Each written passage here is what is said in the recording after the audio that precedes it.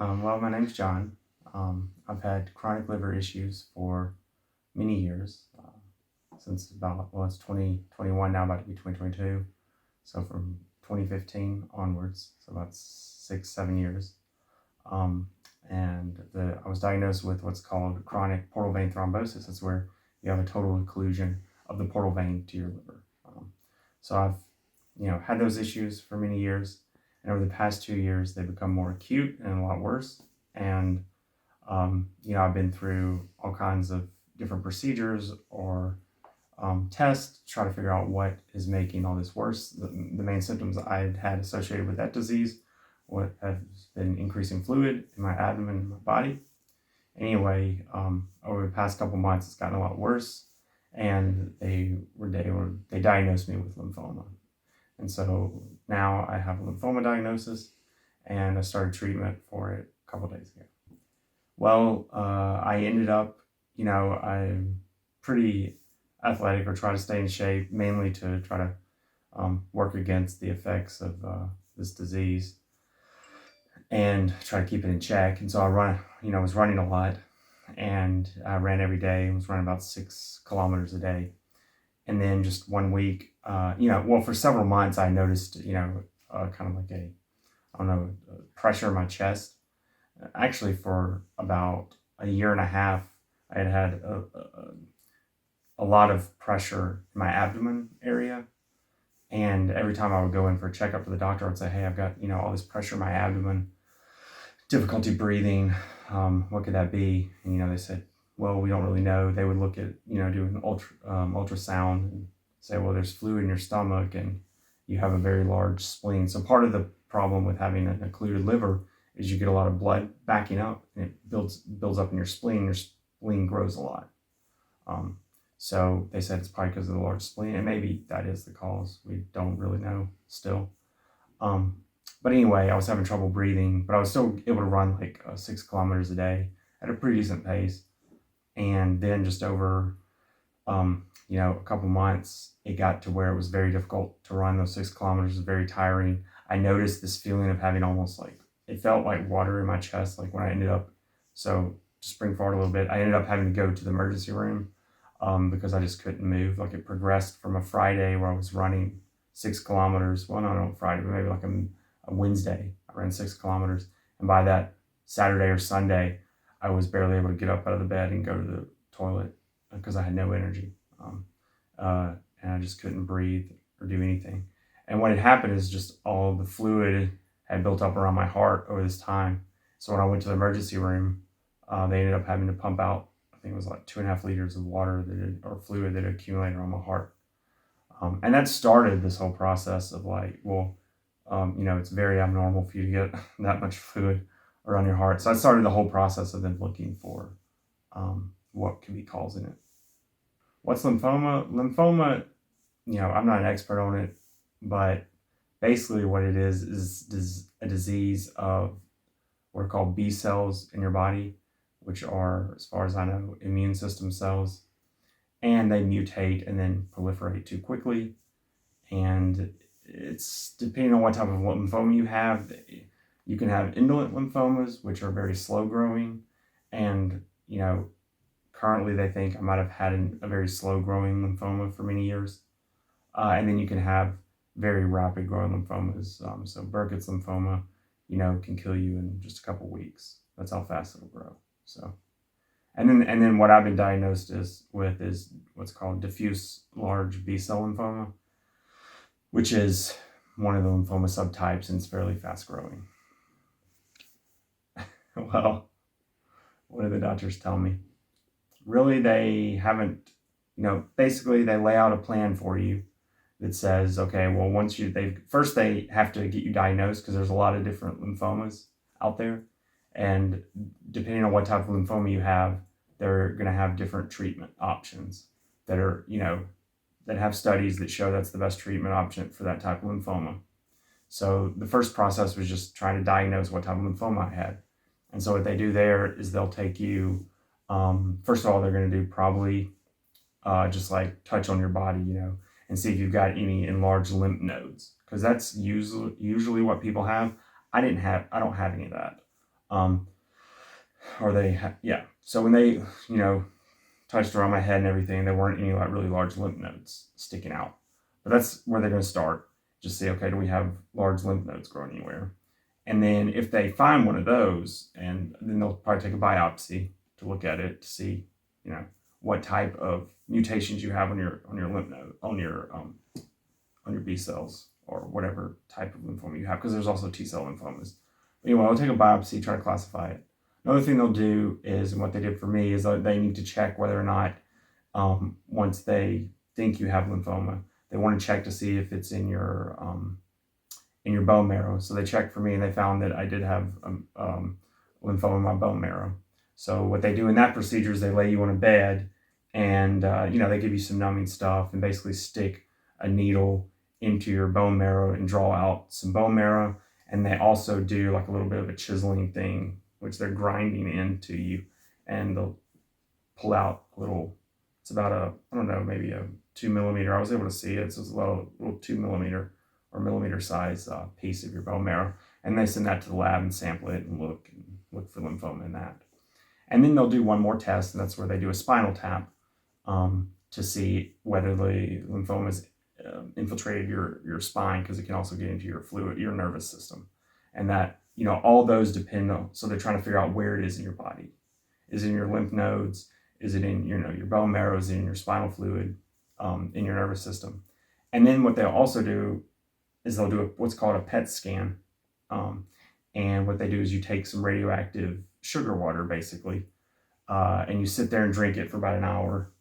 And then, you can, after it settles in, they put you in this scanner for about maybe a half hour or so.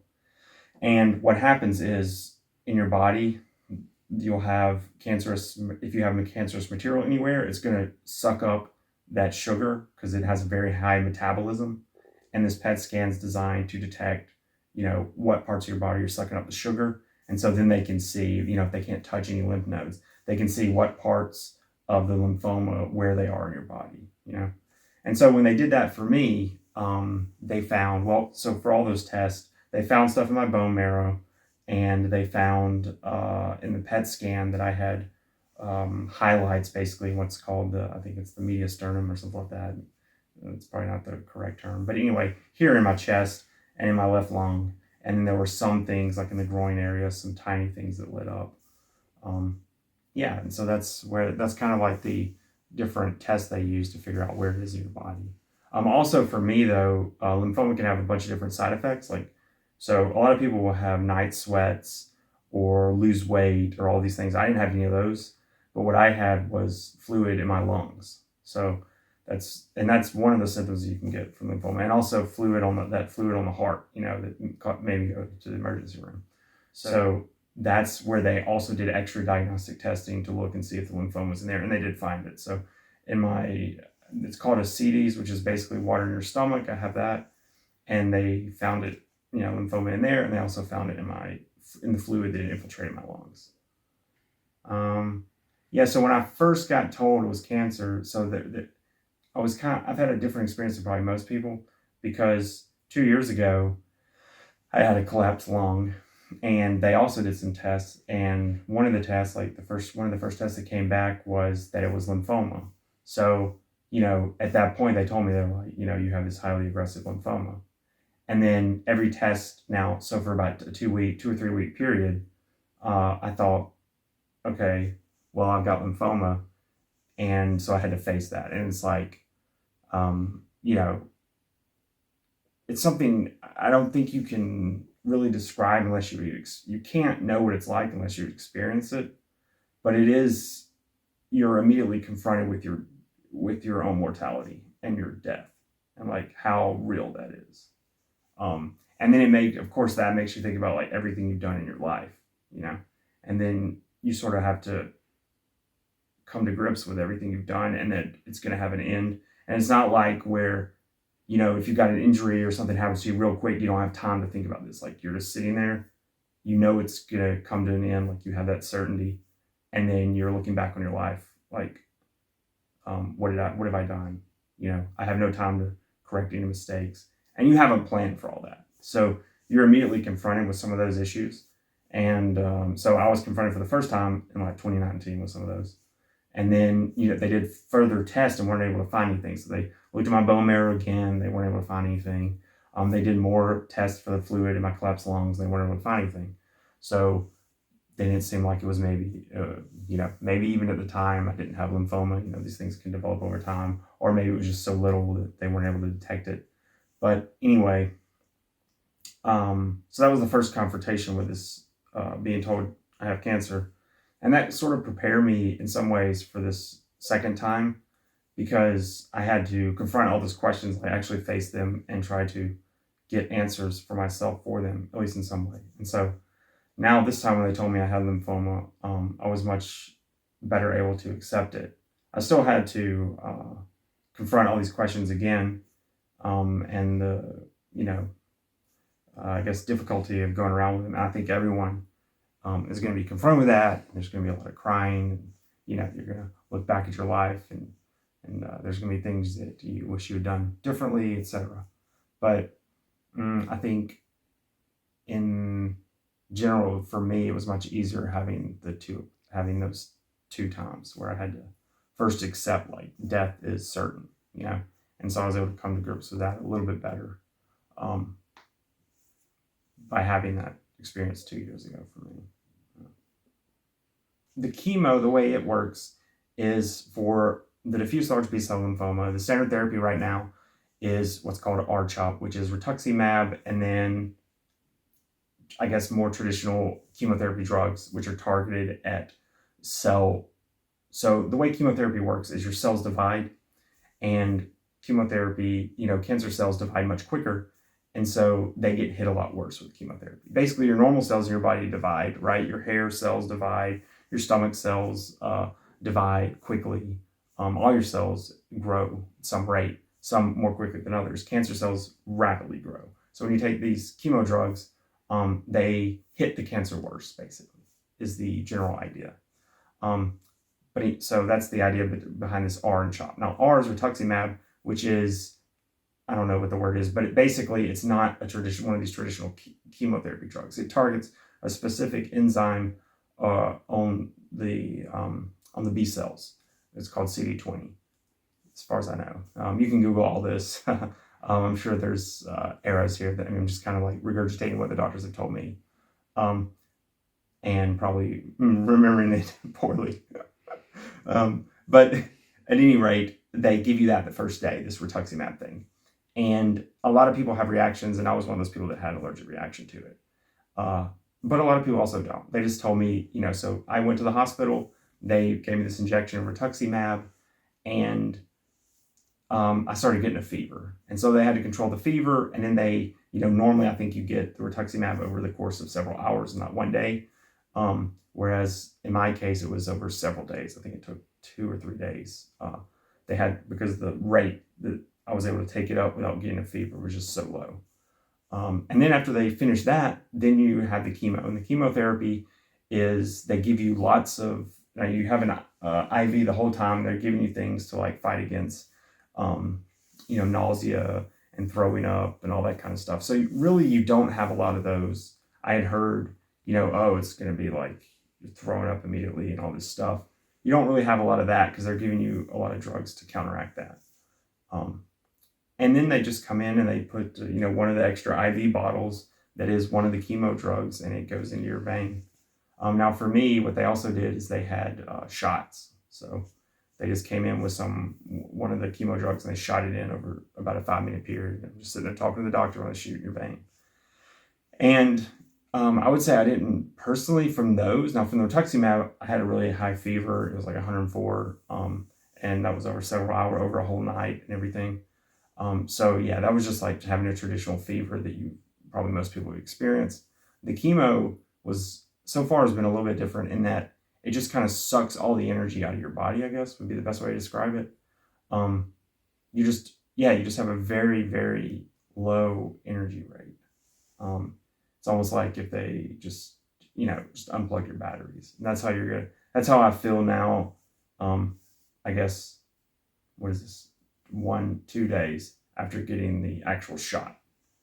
but it's gotten better even than the first day afterwards. So the first day afterwards was like completely shot, and then now it's a little better, and hope it gets better with time. Yeah, and so that's where I'm at right now. What are your symptoms today? What are my symptoms of lymphoma? Well, the main symptom I have with lymphoma is just not being able to breathe, and I have all this fluid on my body. So the question for me is how much of this fluid is due, because it can be caused from having the occluded portal vein to my liver, and it can also be caused by lymphoma. And for me, the biggest question going forward is how much of the fluid on my body, which causes me uncomfort, it's causing a big water belly, and pouring water into my lung, or not water, but the fluids into my lungs and heart. And so that causes me problems breathing. And today I have breathing problems. Like, it's somewhat difficult to breathe in. And I guess going forward, the biggest question is how much of all this fluid is caused by the lymphoma. And that's the biggest open question. And I'm hoping that it's a lot of it. And so that very little, because before I was diagnosed 2 years ago with this, the false positive of having lymphoma, or maybe it was that I had it, I just couldn't find it again. I had no, even though I had the portal vein thrombosis and the occlusion of the portal vein, with that, I did not have any fluid in my stomach really, and I was able to live a normal life. But yeah, I would say the biggest symptoms is the fluid, and then the most annoying thing is the water pills. My outlook is I don't know how to describe it. I just take every day as it comes. So what over those past 2 years, what I kind of developed for me has been a very I guess you would call it Buddhist type philosophy, where I just I'm accept certainty that, because regardless of whenever we die, we know we're going to die. Something certain. We don't know when. I'm in the same state as everyone else. We know that we're all going to grow old. There's nothing we can do to stop it. And we know we're going to, have ill health, and there's nothing we can do to stop it. Sure, we can try to do things to mitigate against it, but there's nothing stopping random chance in the world from you getting hit by a car and not being able to walk anymore, or having knee issues or anything. And so I just started developing mental mechanisms where I meditate every day, try to focus on the day, and experiencing that moment, and not worrying too much about the past or the future, and focusing on the day itself. Because that day, in that moment, you'll feel good. You might not have any pain. You might be able to run. It might be beautiful outside. So why in the world should you be worrying about something in the future that's uncertain when your present is fantastic? So that's kind of, and like the way I changed my philosophy on a day-to-day basis. And then another thing that changed somewhat deeply is the way I view other people and dealing with my actions in the world. So it made me think a lot more about how am I really helping other people around me? Am I making their lives better? Am I showing love and compassion? That type of thing.